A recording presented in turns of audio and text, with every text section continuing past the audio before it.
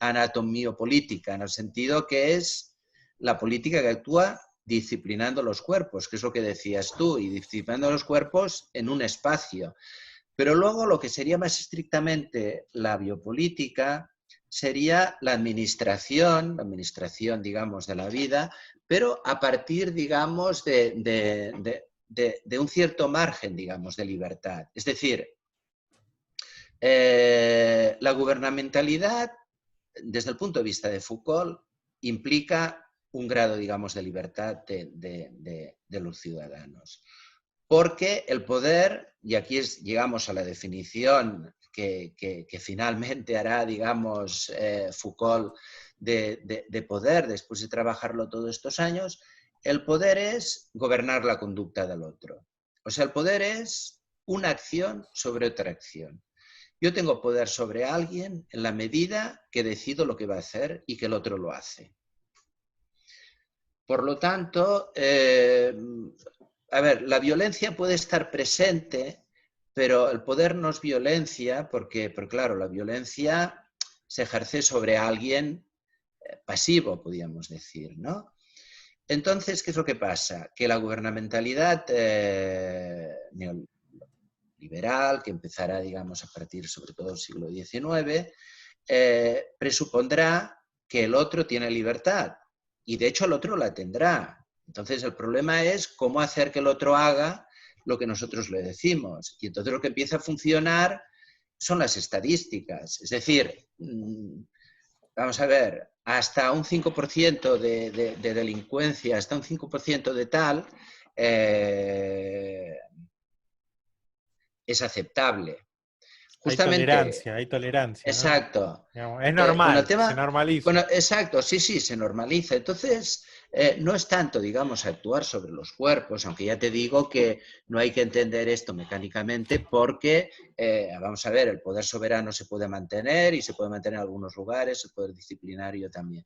Pero con el tema de la pandemia, que estábamos hablando antes, justamente lo que ha ocurrido es que en estas sociedades liberales se ha pasado en algunas, no en todas. Porque claro, el control, ¿qué sería? El control es cuando lo que hace el gobierno es dar instrucciones para que la gente las siga. Y entonces ver si estadísticamente... Pero claro, en el momento, por ejemplo, que se obliga a confinar o en el momento que te obligan a llevar una mascarilla, que se actúa directamente sobre los cuerpos, ya estamos otra vez pasando, digamos, a medidas disciplinarias, ¿no? Y esto por esto que es interesante, ¿no? Y claro, lo que ocurre es que el mismo Foucault, con el tema del poder, justo a partir de la problemática que te comentaba antes, pues llega un momento, que esto tiene que ver también con el último Foucault y con alguna crítica que se le ha hecho, que hay que matizar, pues Foucault acaba planteando, y lo dice específicamente en alguna entrevista, que el poder no tiene por qué ser malo. O sea, que una relación de poder debe ser aceptable en la medida en que inevitablemente en todas las sociedades se dan estas relaciones de poder. Pero aquí hará una diferencia entre lo que es el poder y lo que es el dominio. Lo que es inaceptable, digamos, es el dominio. ¿Y qué es el dominio? El dominio, en relación al poder, se definiría, o bueno, lo define o lo intenta, evidentemente no puede hacer una definición tampoco exacta, pero bueno, digamos, Foucault se preocupa por hacer esta distinción, porque si él está diciendo que el poder es aceptable y el dominio no, y muchas veces él habla de que no se puede aceptar lo insoportable. Lo insoportable es cuando existe, de hecho, este dominio. Es cuando una relación de poder no es reversible, digamos, ¿no? O una relación de poder no es cuestionable o no es problematizable, podríamos decir. Es decir, nosotros podemos decir, bueno, yo qué sé, el presidente del gobierno tiene un poder, o el maestro tiene un poder, o el padre tiene un poder, pero este poder no es un poder absoluto. En el momento, digamos, en que este poder es absoluto, Y de hecho, claro, Foucault habla de que siempre que hay poder, tiende, digamos, a ser un dominio, ¿no? Y en un sentido también dice algo interesante, que es que hay dominio cuando las estrategias del poder ya están totalmente consolidadas y son totalmente aceptadas.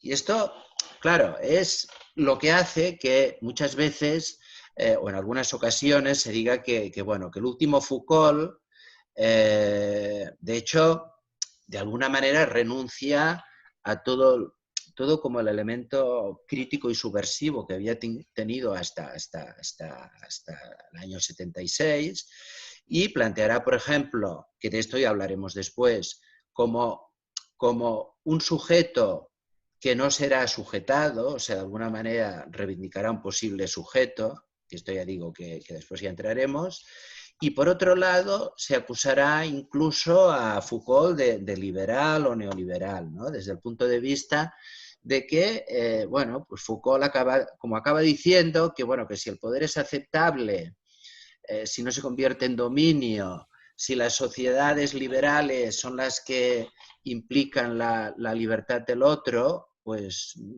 no hay más salida, digamos, que aceptar, digamos, las sociedades liberales y, en todo caso, dentro, digamos, de la sociedad liberal, resistirse a que este poder no acabe siendo un dominio, ¿no? Ahora, bueno, hay un montón de Sí, temas, claro, sí, digamos. sí. Pasa que, claro, bueno, son un montón de conceptos que va abordando Foucault, como bien vos mencionabas. No hay un corte estricto entre un primer Foucault, un segundo o tercer Foucault, sino como que él mismo, en su preocupación y en la preocupación que va viendo de los que van siguiendo sus cursos, sus lecturas, hay una evolución hasta orgánica que, por necesidad propia de indagar sobre el problema y profundizar en ello, lo va llevando incluso hasta ir cambiando, quizás, aunque parezca que a veces haya contradicciones, sino que, bueno, van cambiando las perspectivas y las miradas sobre el poder, sobre el cuerpo, sobre la política o sobre la función de ese ejercicio del poder, del saber. Va cambiando, va mutando, y también él se va parando de distintos lugares para poder ver cómo se van dando esas relaciones, y va profundizando en todo eso. Entonces, bueno, también queda claro que, o tiene que quedar claro que para Foucault es como que el poder no se tiene, sino que se ejerce. Exacto. Esa es Sí, sí, sí, importante. una constante de Michel Foucault. Sí, Y sí. también como esto, él señala también que hay un pasaje de el ejercicio del poder soberano que se ejerce sobre el cuerpo y que intenta marcar los cuerpos, y a través de esa marca señalizar, obviamente, la magnitud de todo el poder que tiene el soberano, y al mismo tiempo mostrar a los otros como ejemplo de lo que no hay que hacer y cuáles son las consecuencias que hay que pagar, Sí. ¿no? Porque si no también hay una suerte de aprendizaje o de disciplinamiento por medio del ejemplo, de la marca, de tratar de anular cualquier sentimiento hasta de impunidad. Sí. Porque si no recae ese poder soberano sobre el cuerpo, tendemos a caer en la posibilidad de que otros, porque, a ver, es esto, ¿no? El que infringe la ley, no infringe únicamente la ley, sino que de alguna forma está insultando al poder soberano, ¿no? Está insultando a ese poder. Y lo hace porque cree que está sacando una ventaja sobre eso. Si no, no infringiría la norma, la ley. Exacto. Entonces dice, bueno, hay que detenerlo, porque si no, dice, lo más peligroso no es el enemigo exterior, el que está por fuera, porque ese lo reconocemos, lo identificamos como Eso. lo otro, lo que no soy yo. Pero el que está dentro es el más peligroso, porque ese es como que es el que se va a multiplicar, digamos, y se va a diseminar desde dentro, y es lo más difícil de detener. Entonces también él señala que esa violencia que vos marcabas va pasando también de la marca sobre el cuerpo a una suerte de dominio hasta psicológico, en el que ese disciplinamiento no es únicamente el ejercicio sobre el cuerpo, sino también sobre la conciencia en algún punto. De decir, bueno, como me pueden estar controlando, como me pueden estar, digamos, eh, tratando de ver qué hago, qué no hago, dónde voy, dónde no voy, entonces ya uno actúa en conciencia, inconscientemente quizás hasta disciplinado por esa suerte de posible control que puede haber y de una posible infracción hasta que me pueden hacer, entonces por eso voy a tal límite de velocidad y no me excedo, ¿no? Ya vamos inconscientemente pensando en esa manera. Entonces también este ejercicio del poder va a no a disminuir, sino que se utiliza de alguna forma, se hace invisible, es un ejercicio de poder invisible. Y también esto que vos señalabas sobre el dominio, que dice cuando no hay posibilidad de cuestionar la relación, entonces ahí hay dominio. Y también pensaba en esta famosa frase de Zaratustra de Nietzsche que dice, bueno, donde hay vida y voluntad de poder, pero para saber mandar hay que saber dominarse. Y, y en la sociedad del cansancio, el surcoreano Byung-Chul Han marca mucho como diciendo, bueno, para que haya sociedad del rendimiento, gente, sujetos que se autoexploten, es necesario que primero estén disciplinados. Entonces, decir, bueno, en el disciplinamiento ya hay un autodominio, ese, como si fuera ese super yo que nos limita y decir, no, esto no tenemos que hacer. Porque ya estamos educados de esa forma. Ya se nos disciplinó de esa manera, se nos normalizó la conducta en casa, en el colegio, en la prisión.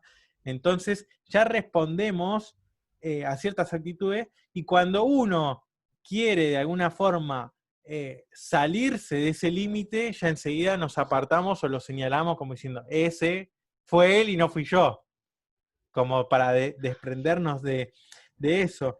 Y justamente también esto de que se normalizan las estadísticas y ahora con el tema de la pandemia es como decimos, contabilizar la cantidad de muertes, contabilizar los infectados, todo eso también tiene que ver con tratar de mostrar en algún punto el poder del Estado, el poder del gobierno, decir, bueno, nosotros podemos contabilizar, podemos manejar, es como intentar mostrar esa suerte de control, ¿no? No Sí, sé sí, cómo lo es entendés que, vos.